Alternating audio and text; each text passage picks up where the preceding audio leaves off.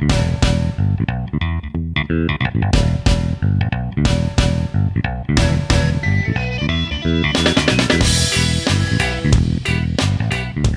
boys and girls. Welcome back to the Carla and Crappy show. We don't care. There's not a week number, none of that stuff.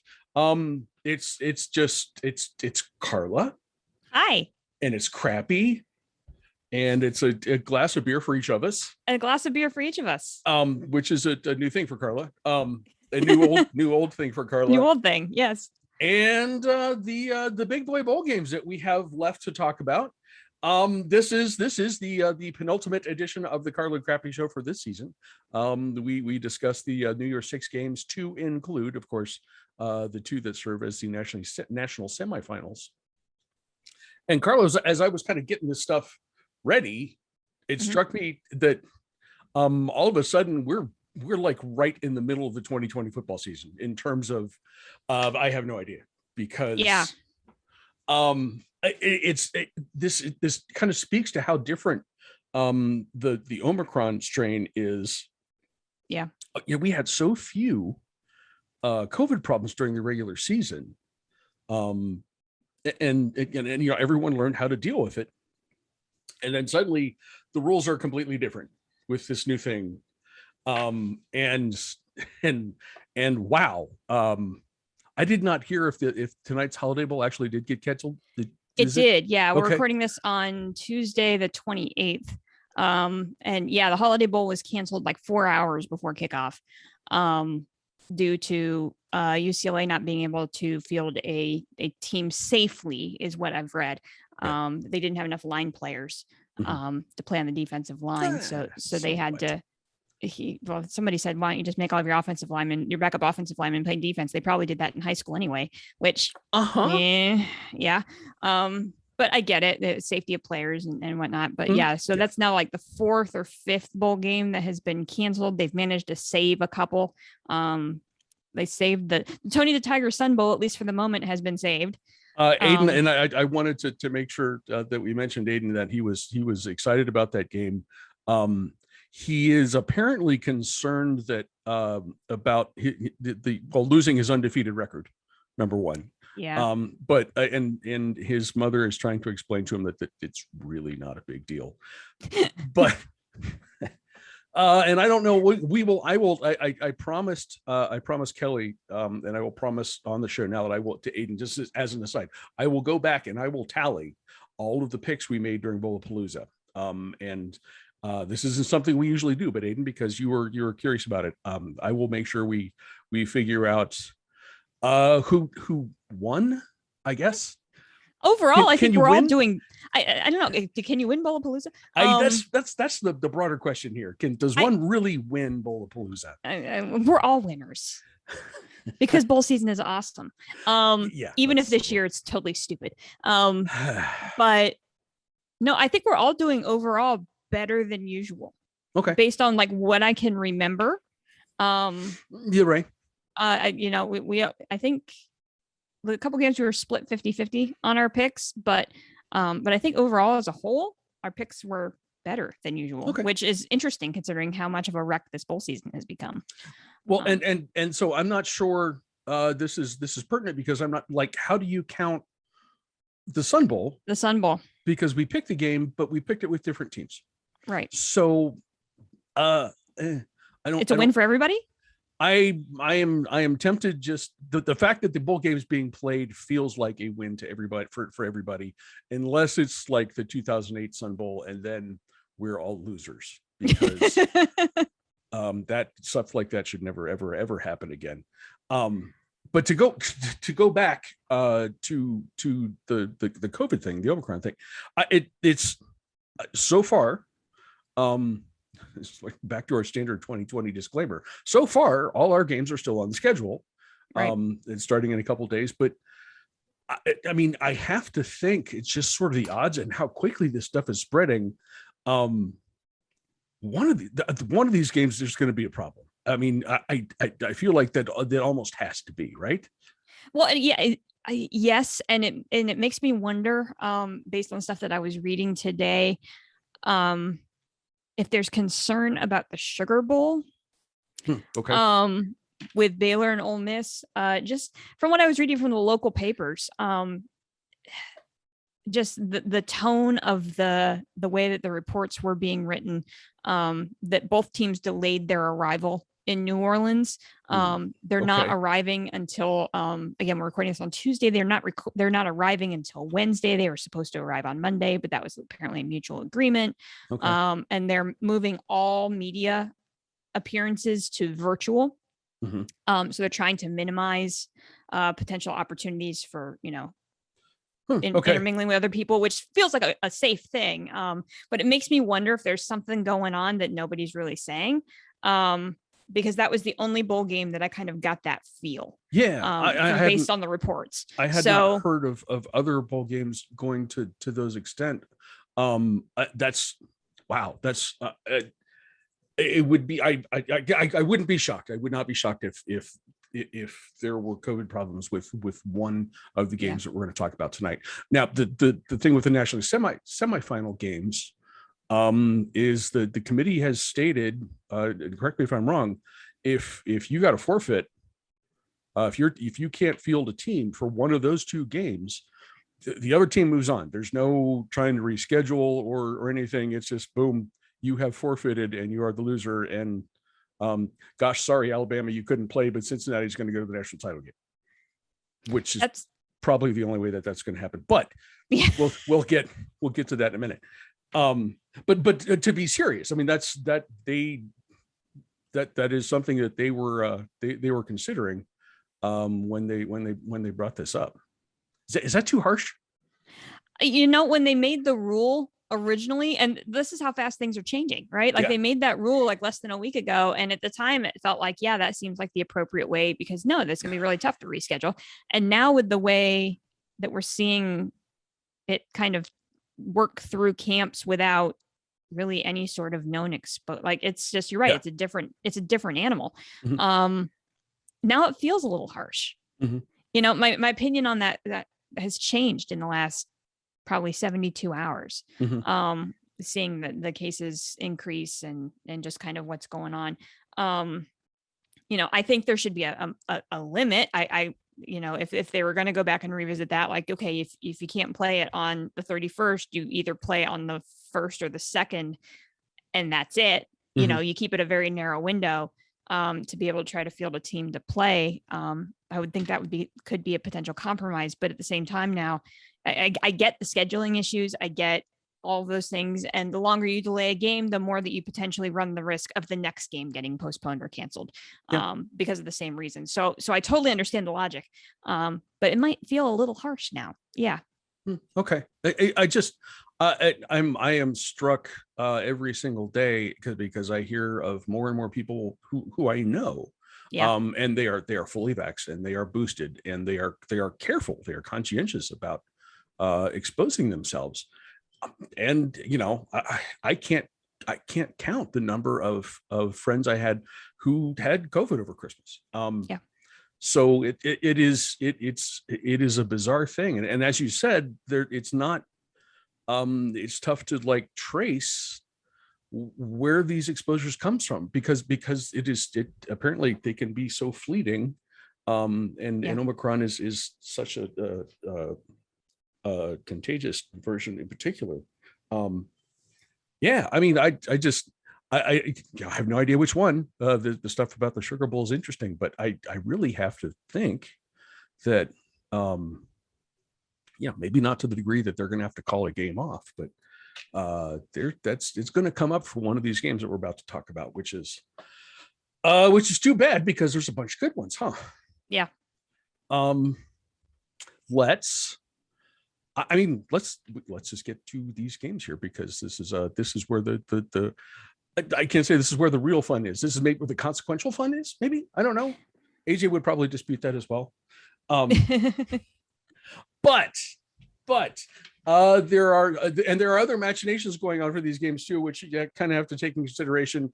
Perhaps most importantly for this game, we start the New Year's Six games on December 30th, which okay, we've given up on the whole New Year's Day concept many years ago. So just just roll with it here.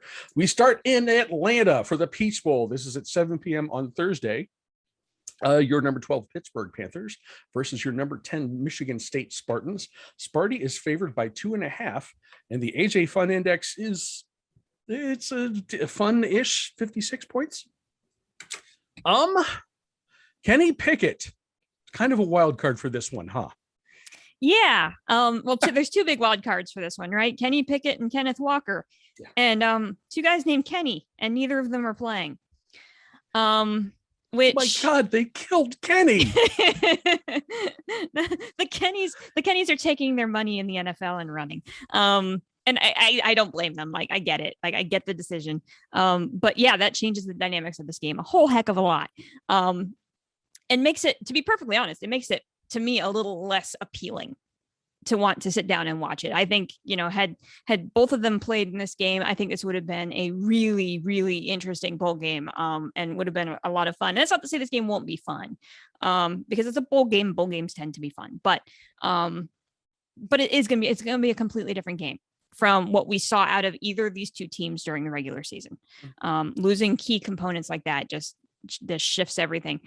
So there's two big questions that I have here that we don't know the answers to. This, again, you're back to the 2020. We have no idea, because we've not seen these two teams missing these key players like this all season. So the big thing for Pitt is, can they find a way to exploit the Sparty secondary? Mm-hmm. They're going to have a new quarterback. Nick Patty is apparently probably going to get the start for Pitt. And we don't know a lot about him. Nope. And so will he have this, will he be able to run that pass offense in a way that can help? Because that's the one weakness in Sparty's defense is the secondary. They do give up quite a few passing yards. So that's going to be the key to success for them. Can they do it? We have no idea. For Sparty, can Jordan Simmons make a dent on that Pitt rush defense? I mean, he's played some and he's a good runner, but will he have the same impact of a Kenneth Walker? Probably not, but will he make enough of an impact? We have no idea. So this game has so many questions that in and of itself might make it entertaining. But I'll take the advice here. Tom Fornelli on CBS Sports was the poor man who had to write the preview for this game. Okay. And he had a note in there that I tend to agree with. It's a lot easier to replace a running back than it is to replace a quarterback. I have something similar written in my notes right in here. So I think based on that logic alone, and because I'm a Big Ten girl, and again, bowl season, you root for the conference in general. I'm going to say Sparty wins this game. Okay. But who knows what's going to happen in this game? It's, I wonder if the two Kennys in this situation, in this instance, are not equal. Kenneth Walker's a very, very good running back, and he will do very well for himself on Sundays starting next season. But Pitt without Kenny Pickett, I think that is a whole different team. I'm not sure that it's a top 25 team. Rush defense is still excellent, and that will pose some problems for Michigan State. But as you said, I mean, you have running backs are easier to replace than franchise quarterbacks. And Kenny Pickett was a franchise quarterback. So I think, weighing those two guys who are sitting out, I think that gives Michigan State the advantage in this game. And sure, the Big Ten thing, yeah, absolutely. But I think that's a bigger problem for Pitt than it is for Michigan State. So Sparty, I think, is going to be the winner in this one. Next up, we go to lovely Glendale, Arizona for the Fiesta Bowl. This is at 1 p.m. on Saturday, which is actually New Year's Day. So that's a good thing. We're getting a few of the New Year's Day bowl games on New Year's Day. We always appreciate that. This is number 9, Oklahoma State versus number 5, Notre Dame. Notre Dame is favored by 2.5 points. The AJ Fun Index is a not so fun 45 points. What do you think about this one? This is an interesting matchup. And what I like about, well, not necessarily what I like about this one, but what intrigues me the most about this one, is the impact of Marcus Freeman. And it's not very often that you can say that the impact of somebody who's not actually on the field could play a significant role in this game. But I feel like, I think we talked about this, maybe it was in the pre-show that we didn't record for Bowlapalooza, on who was the real villain at Notre Dame. Was it Notre Dame itself, or was it Brian Kelly? Right. Yes. And now all of a sudden that they've hired Marcus Freeman as their head coach, it feels like everybody's kind of rallying around behind Notre Dame. Like, it's just kind of weird thing. And even I've sensed that in myself of wanting to see Marcus Freeman succeed as a head coach. And it's just like, wait, I can't root for Notre Dame, can I? Like, that goes against every ounce of my being, but here I am. Right. And so you feel like Notre Dame is kind of riding this momentum wave, and they're a good football team. Right. Yeah. Like, so like they've got some stuff to build on here. Oklahoma State on the other side of the ball here, they thought they had a real shot at the playoff. All they had to do was beat Baylor. That's all they had to do was beat Baylor, and they couldn't do it. Now, they were missing a key piece. They were missing Jalen Warren in that Big 12 title game.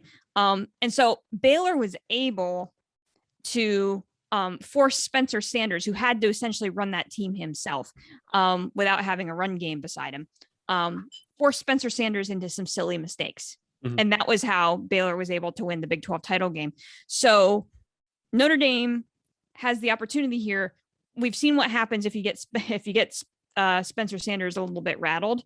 Yes. And that's the opportunity to exploit the Oklahoma State offense. The challenge here is that the defensive back, the safety, who has had the most interceptions for the season for Notre Dame, Kyle Hamilton, is not playing because he's sitting out the game to go to the NFL draft. So, right. So it's an interesting piece here. I don't know. It's a really interesting matchup here. It's a thing that you wouldn't think about. Oklahoma State actually has the higher ranked defense, has the better defense between these two teams. That's not something that would ever compute normally. No. So I think they're real stingy against the run. So Notre Dame's going to really have to rely on the arm of Jack Cohn. And we've seen from his days at Wisconsin, from his decades at Wisconsin, we've seen how that can go. Yeah. So this is interesting. This is going to be a close game. I really think this is going to be a close game. I think these defenses are going to kind of win out a little bit. I think the fun index is womp womp right where it should be. Probably. Might not be the most entertaining game to watch, but I'm going to give the edge to the Irish. I think I'm skeptical, but I feel like they've got the momentum, and Oklahoma State is kind of like, this is a consolation prize. So I'm going to say Notre Dame rides the momentum and they pick up the bowl win. Okay. As you know, the previous game, the Peach Bowl, you had the two kind of marquee players were the variable because they're sitting out here, and in this game, I think the variable is the coach. I can't get past the reaction that I've seen and I've read from Notre Dame players. Yeah. About when Marcus Freeman was named replacement for Brian Kelly. It is clear that this is a guy that they love and they respect and they want to play for. The on the field stuff, you're correct. It is pretty even. And if Notre Dame it comes down to, the Oklahoma State's defense forcing Notre Dame to throw the football, Jack Cohn's not in the NFL yet for a reason. So that could be that's an interesting kind of on the field note for this. I think bowl games are funny things. They're, the semifinals aside, these are just, they're kind of games that exist in their own little bubble. And I think in this case, the excitement about having not just a new coach, but the new coach that they wanted to have.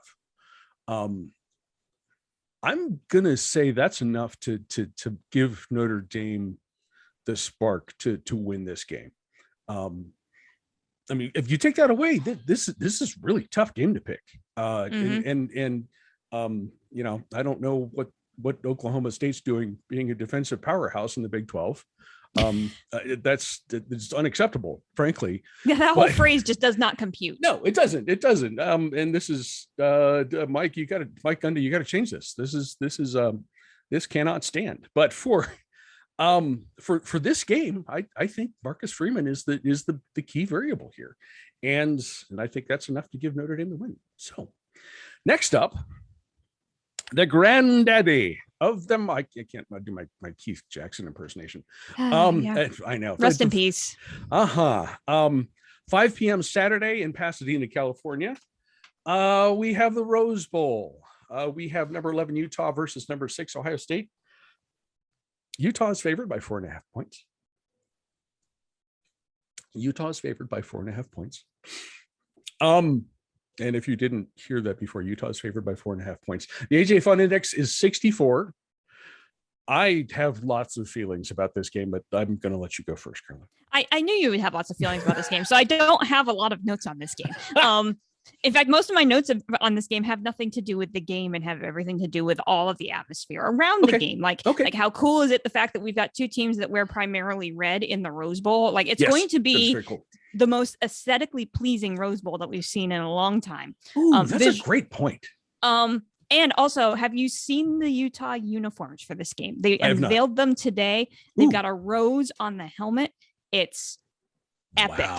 Wow. It's really, really sharp. So depending on what unis Ohio State rolls out. That is terrifying, actually. It's going to be a beautiful game to watch. The Rose Bowl and the Rose Parade are like my two things on New Year's Day, right? Like, like you have to do both those things. Like I wake up New Year's Day and the first thing I do is turn on TV and watch the Rose Parade. And this year we have a tie here in Nashville, which is super cool.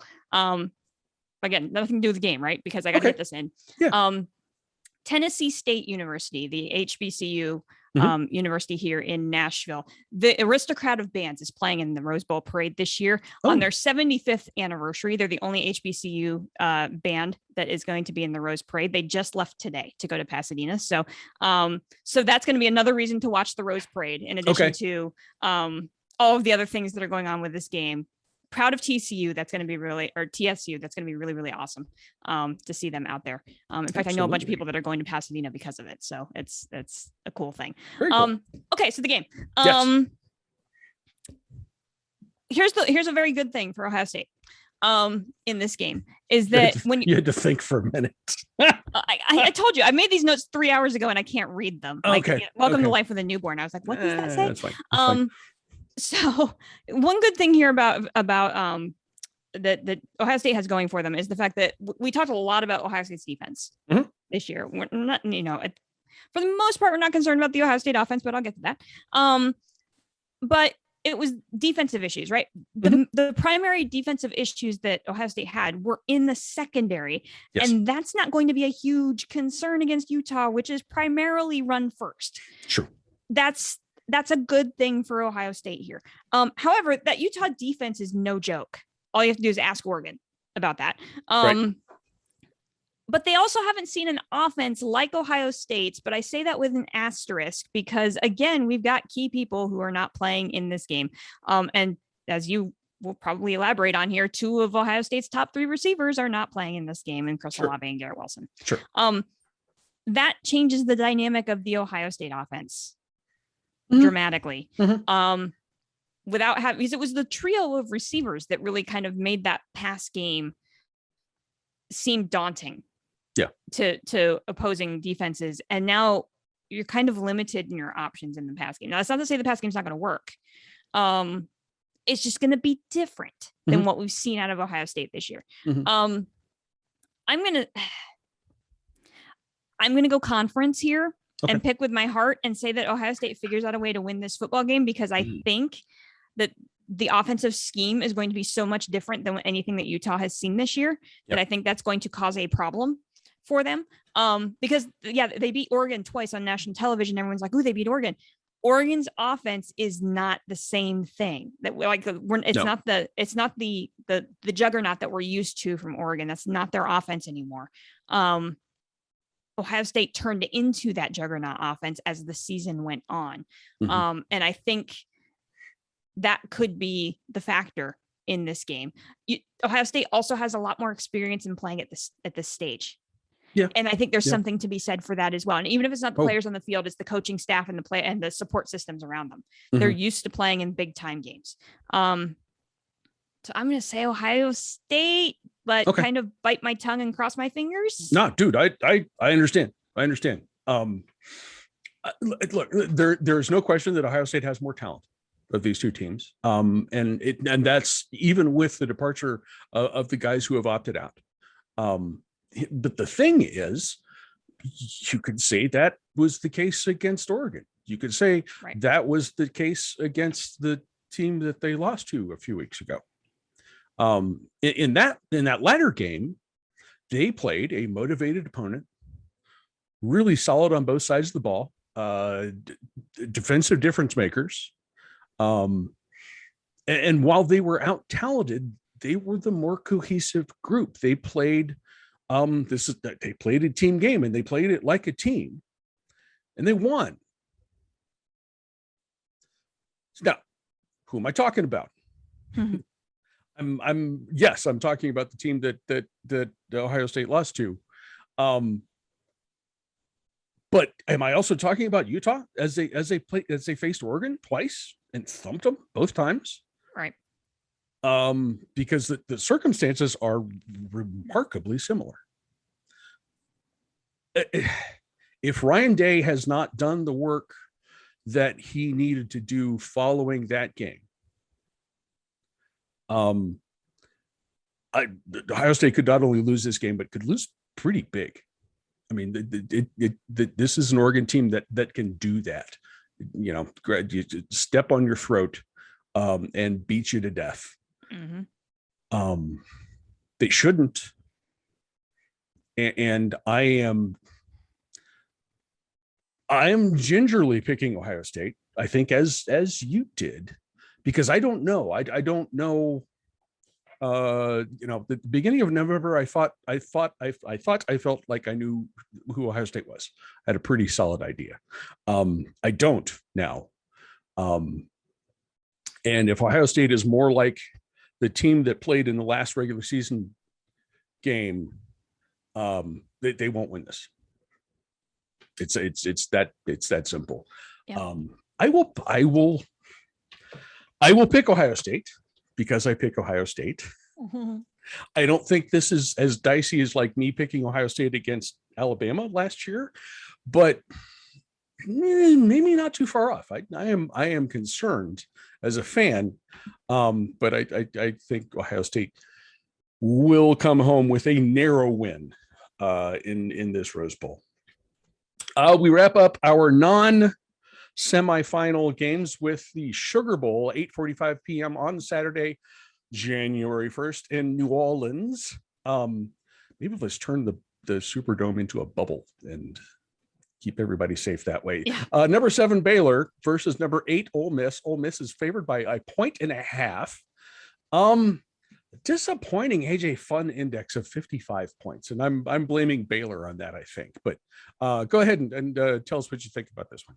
Yeah, yes, I would say Baylor is probably the reason for that. But the other thing is I was kind of surprised by this. When I went and looked to kind of compare these two teams, everybody talks a lot about, that Ole Miss is, all offense, all Matt Corral, Yeah. But if you look at their offensive, yes, they put up pretty decent. I mean, they put up over 500 yards per game of offense. That's good, but exceptional. But they only put up like 35 points a game. Like it's not the point scoring offensive fun and gun offense that we all kind of think that it is. Yeah. So yeah, that fun index line seems to be right about spot on, because even though they put up and they can run up and down the field, and if you've not watched the Kiffin offense of the way that they just like rush up to the ball, like it's something to be watched. But apparently, I didn't watch a ton of Ole Miss football this year. They're not putting points on the board. That's a problem. Yeah. Like I love the offensive scheme. I love the way that they're running that offense. But if you're putting up 500 yards, but you're not putting up the points, what's the point? And that's going to be real interesting against this Baylor defense, right? This Baylor defense that caused Oklahoma State to make mistakes. Yep. At least for the time being, Matt Corral and everybody, both teams' rosters seem to be in pretty stable condition. Based on like sitting out for NFL draft purposes. We don't know what's going to happen in regards to any sort of other reasons that people would miss bowl games. Right. But you wonder how much of an impact this delayed arrival makes. The change in the procedure of the bowl game, how much is that going to impact what's happening on the field? And my big question here is that can Baylor running back Abram Smith get going?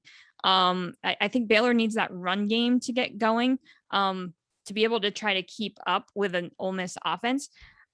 You know me, I'm a Midwest football girl. I always tend, not always, I always tend, that's almost like almost exactly, which is not a thing. I tend to lean on the side of defenses winning games, right? Yes. And in this case, when you look at the two teams, Baylor's defense is its strength. Will it be able to slow down Ole Miss enough to be able to put enough points on the board? I think based on what we've seen on what's happened at the Big 12, I think the answer to that question is yes, especially if Ole Miss isn't actually putting a ton of points on the board. I'm going to say Baylor wins this football game just because. Okay. This, I wrote this stuff down after I kind of went through the thought process of like, doing comparisons and so I'm just going to read this because I wrote this out on my notes instead of just kind of doing little jot down things. Number one, complaining. What is it with these imposter Big 12 teams that play killer defense and can't score? Because we talked about Oklahoma State earlier, and now Baylor, they're doing the same thing. And then you look and it's like, well, okay, Baylor's 32 per game that's not bad. It's not bad, and it's not actually that far behind Ole Miss. Okay, you look at the offensive statistics. They're not that far behind Ole Miss's stats either. Yeah. They're far better defensively. They play in a conference that values offense above all. So I think you got to weigh that when you're looking at the defensive statistics. The last two games included wins against top 10 opponents. Yeah, I think Baylor's the pick here. And that's what I came up with. As I dug into this game, I'm like, no, this is not old. This is not an easy pick for Ole Miss. And in fact, I'm going to pick it the other way. Yeah. Well, and here's the interesting thing. Like when you break down the statistics the way that you just did, and you look at these two teams and you take the labels off of them, right? Like the way they like to do this at the NCAA tournament with the bubble teams, like who has the better resume. When you're looking at these two teams and you look at you look at all the statistical numbers, which team looks like it belongs in the Big 12? It's Ole Miss. Baylor looks like the SEC team here. And so, Baylor. Yeah, I am totally on board with this. That leaves us with two more games. These are if the other four games are the big boy bowl games, these are the bigger boy bowl games. I don't know what that would mean. The final four, they're both New Year's Six bowl games, but neither of them are on New Year's Day. They're on New Year's Eve. We will probably be in the car for much of this one going to Columbus, assuming everybody takes their COVID tests the right way. The Cotton Bowl, 3:30 p.m. on Friday in Jerry World. Number 4 Cincinnati versus number 1 Alabama. Bama is favored by 13.5 points. The AJ Fun Index is a 57.5. Carla, what do you think? I really, really, really want to pull for Cincinnati here. Absolutely. Like really, really, really, really, really, really, really.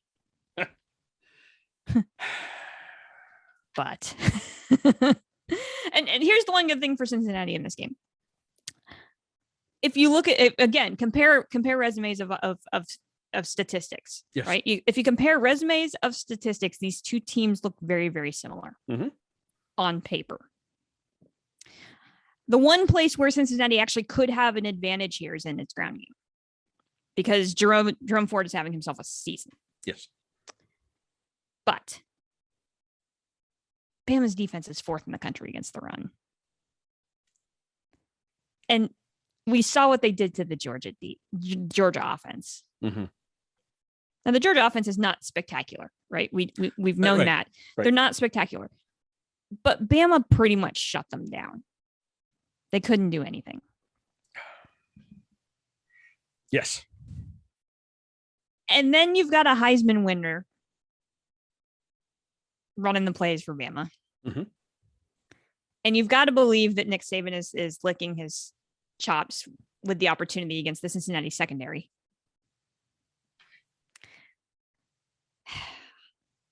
I hope Cincinnati can keep this close. I really do. I don't want this game to be a blowout. I want a group of 5 team to play well on this level so that it's not immediately like, well, we let Cincinnati in and look what happened. Right. They got blown out. Right. That's like, as somebody who loves group of 5 football, that's the worst possible scenario here, is that Cincinnati gets blown out. I want Cincinnati to make this a game. But Bama's going to win. Yeah. I learned a lesson watching the SEC title game. I'm slow sometimes, and most of you guys have figured this out years ago. Carla, you figured this out, although usually it's in the context of when we're before the season or early in the season, talking about who we think is going to take care of business at the end of the season. You don't pick against Alabama because you don't have a reason to until you do. And I was pumped for the SEC title game. There's no way Alabama's going to win this. Georgia is head and shoulders above everybody else in the SEC. And then you see what happens. And you just the big thing, I think, is the time of year. This is when Nick Saban dials it in. It just is. There are precious few instances of a Nick Saban team losing, these postseason games. Fortunately, Ohio State was one of the rare exceptions in 2014. But for this game, this is when Nick Saban does what he does. It is full Death Star mode, and I would love to see Cincinnati kind of keep this tight for a while. I would tell and I have Cincinnati Bearcat fans in my family and stuff, and they've had an awesome 2-season stretch. Yes, they have. They have done something that no other group of 5 team has ever done.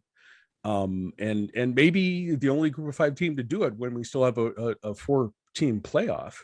But man, I kind of, you guys are going to have to be happy with that, because this is when Alabama does what Alabama does, and Alabama is going to do what Alabama does in this game.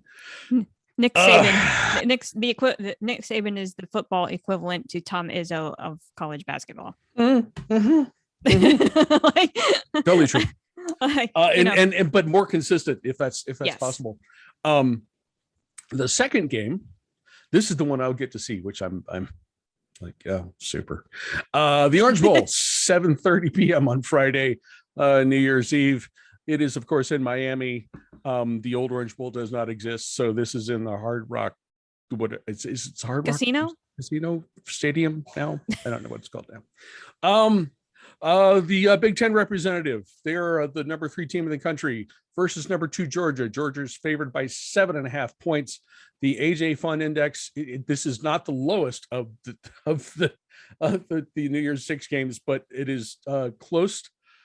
It's only up half a point higher at 45.5 points. What do you think? Well, first of all, it was number 3 Georgia and number 2 team up north. Okay. Forgive me. I am not really into the specifics of this game. It doesn't matter in the grand scheme of things. It doesn't matter. Okay. So Michigan is very balanced on offense. Oh, sorry. Yeah. Sorry. I know I said a very bad word. You're good. You're fine. So yes, Michigan is very balanced on offense. Mm-hmm. And that's the way that Michigan's offense is run all year, right?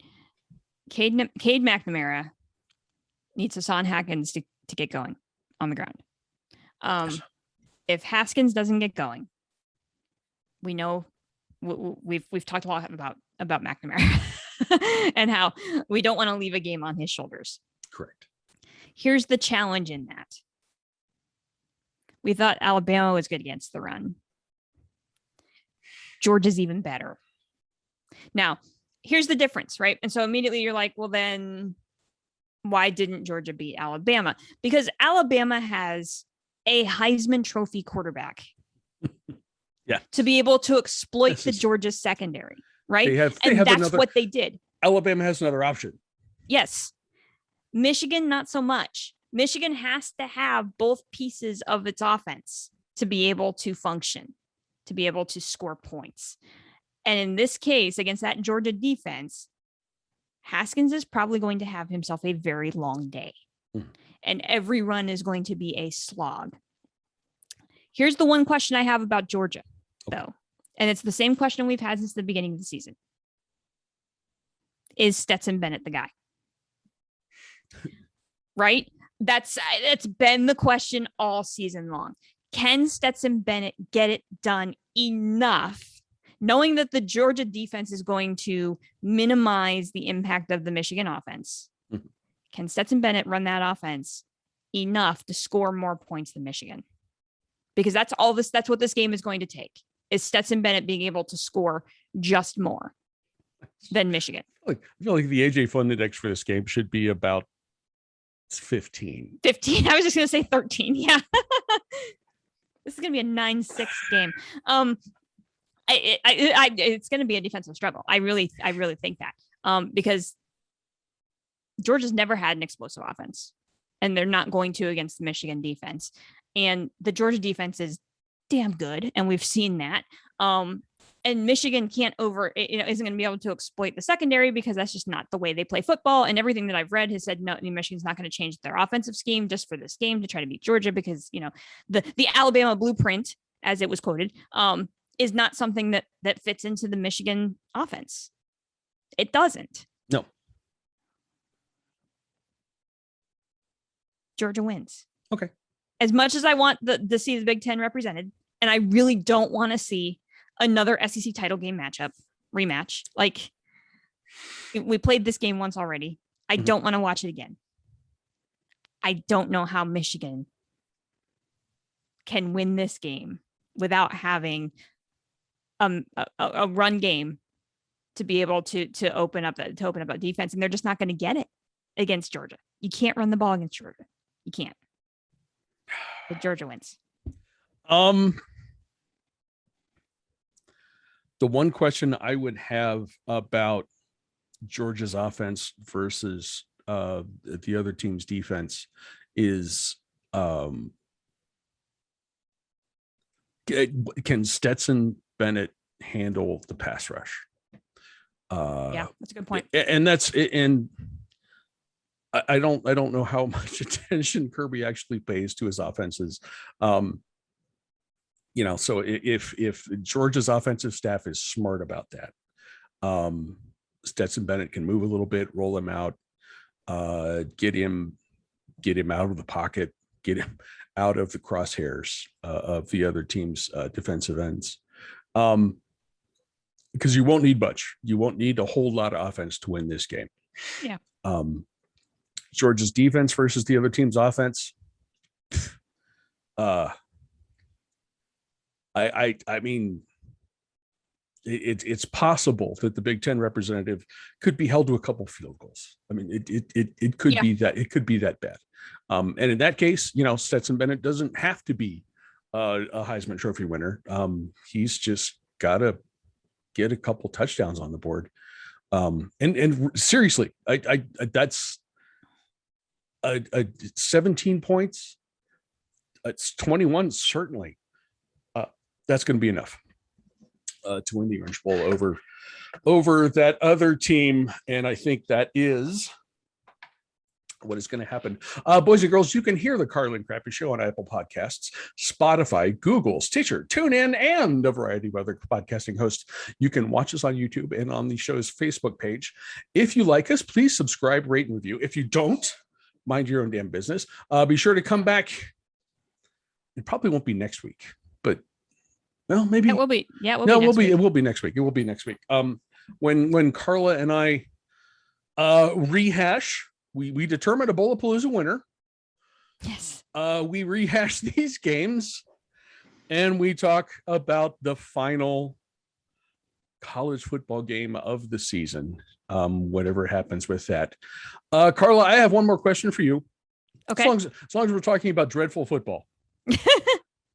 In the Mustard Bowl, like right over here, past by my house on Monday night. If it were a college bowl game, we could call it like the Futility Bowl, or something along those lines. Your Steelers, my Browns. Who you got? Well, duh. No, I'm actually just really excited that the Steelers are playing at really odd times right now. Because I actually get to see the games. Because welcome to being in living in Nashville and having to compete against the Titans all the time. Sure. So most of the Steelers games get blacked out. So yeah, I get to see the Titans on Monday, or see the Steelers on Monday night, which is exciting. That game's gonna be awful. I mean, it's really gonna be awful. Exercise in futility. Yeah. I mean, the Steelers are winning the games that they shouldn't win and losing the games that they should win. They're taking the Stanford postulate and moving it across the country to Heinz Field. Right? Because yes, the Steelers should not have beaten most of the teams that they've beaten this year, and they lost to the Jets and tied the Lions, right? Like right.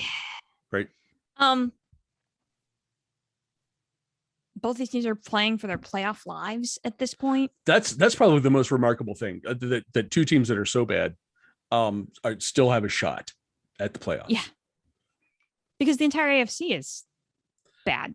The entire AFC is a mess. It is an ungodly mess. Yes. So yeah, of course I'm pulling for the Steelers, but sure. The game's going to be, that might be your 17-13 game. It really might be. It really could be. I'm actually sad about this. I really want Baker to be the guy in Cleveland. I like him. I don't think there's any question that his heart is in the right place. I think he could still stand to be a little more mature than he is. Although that is so much better than it used to be. But if he's not the guy, then the Browns are just back in that cycle that just never seems to end. Yeah. And that will be if that's how it works out, it'll be especially hard this time because to beat the Steelers in a playoff game last year, to be so close to being really good, and then finding out that it was a mirage. I'll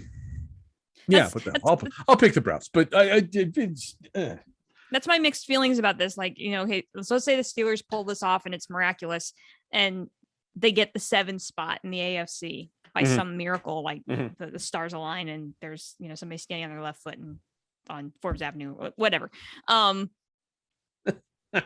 They're going to get blown out in the first round of the playoffs. Like, it's not going to be fun. Like, it's I know. Yeah. Like, I want to root for them to make the playoffs, but at the same time, it's just like, but that weekend would be disgusting. Like, Would I wish that on myself? No. Like, would I wish that on anybody? No. So why am I rooting for him to win? Because you do. Because that's the thing. I wouldn't know. Actually, I would not be stunned. It would be sort of on brand for the Browns to go into Pittsburgh now and beat the Steelers, and then lose by 50 to the Bengals in the last game of the season. Yeah. But anyway, that is some ugly football to look forward to, I guess, on Monday. Fortunately, we still have if COVID could stay the hell away, we still have a whole bunch of college football to watch between now and then we will be back next week to talk about the final game of the season. Carla, it's fun to do this. I've had a blast this season talking with all the different people, but it feels right to be doing this with you again. Yeah, this is our first like normal show of the entire year. We both have beverages and like it's just the two of us, and I don't have to like race down to feed a baby because my husband's taking care of that tonight. And so does David pump? How often does he have to do that? I wish David could pump. That's too much information. And yes, I'm having a beer, but yes, I follow all safety procedures and all that kind of stuff. Like beer's supposed to be good for that, right? Actually, it is. Yes. And I just have to wait for 2 hours after I finish. Sure. I'm allowed 1 beer a day. Wait for 2 hours before I pump, and everything is fine. So I finish this up now, and I'm not scheduled to pump for another 2.5 hours. So I am excellent. I'm sure David is aware of those rules as well. While he is in charge. Guys, enjoy all the games this week, assuming that they get played. Enjoy your New Year's Six games. Enjoy your semifinals.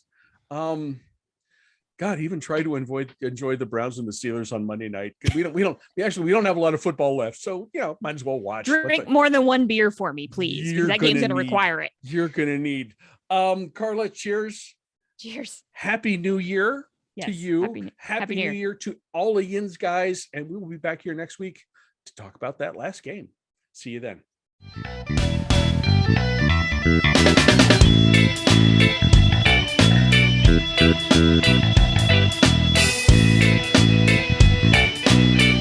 Thank you.